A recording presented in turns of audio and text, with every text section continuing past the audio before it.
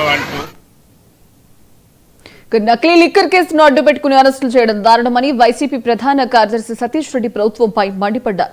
మంత్రి జోగి రమేష్ ఉదంతం చూస్తే ఎవరికీ రక్షణ లేదన్నది స్పష్టమవుతోంది.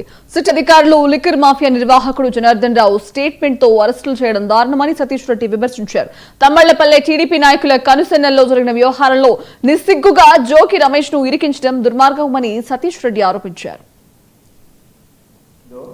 ఇబ్రహీంపట్నంలో జరుగుతున్నటువంటి ఆ సారా మ్యానుఫ్యాక్చరింగ్ యూనిట్స్ మీద స్వయంగా జోగి రమేష్ పోయి అవన్నీ ఎక్స్పోజ్ చేసేటువంటి కార్యక్రమం చేస్తే ఈరోజు ఆయనకే ఈ అక్రమ మద్యంలో సంబంధం ఉంది అనే రకంగా పోలీసులు చేసినటువంటి ఈ యొక్క ప్రచారం కానీ నిన్న చేసినటువంటి అరెస్టులు చూస్తే సభ్య సమాజం నిజంగా పడే పరిస్థితుల్లో ఈ యొక్క సిట్ అధికారులు ఉన్నారు.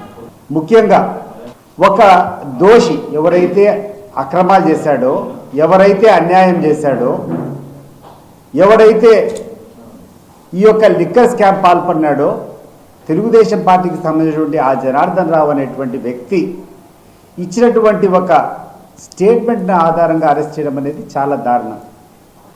నేను అడుగుతున్నాను ఈరోజు ఈ తెలుగుదేశం ప్రభుత్వం యొక్క నాయకులను, రేపు ఒక దొంగ దగ్గర నుంచి తీసుకొని వచ్చి చంద్రబాబు నాయుడు చెప్తే దొంగతనం చేస్తామని చెప్తే కేసు పెడితే ఎంత అపహాస్యంగా ఉంటుందో ఈరోజు అంతకంటే అపహాస్యంగా ఇది ఉంది.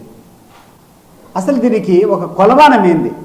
జోగి రమేష్ని మీరు దోషిగా చేసి అరెస్ట్ చేశారే, దీనికి కొలమానం ఏంది అని చెప్పి నేను అడుగుతున్నాను. జనార్దన్ రావు అనేటువంటి వ్యక్తి ఆయన ఇచ్చినటువంటి వాగ్మూలం కాకుండా ఒక తప్పు చేసినటువంటి ఇచ్చినటువంటి ఒక స్టేట్మెంట్ మినహా ఏమైనా సాక్ష్యాలు ఉన్నాయా? ఎక్కడైనా ఒక రూపాయి ట్రాన్సాక్షన్ నువ్వు జోగి రమేష్కి ఇచ్చినట్టు ఎక్కడైనా ఒక ఆధారం ఉందా అని చెప్పి నేను అడుగుతున్నాను.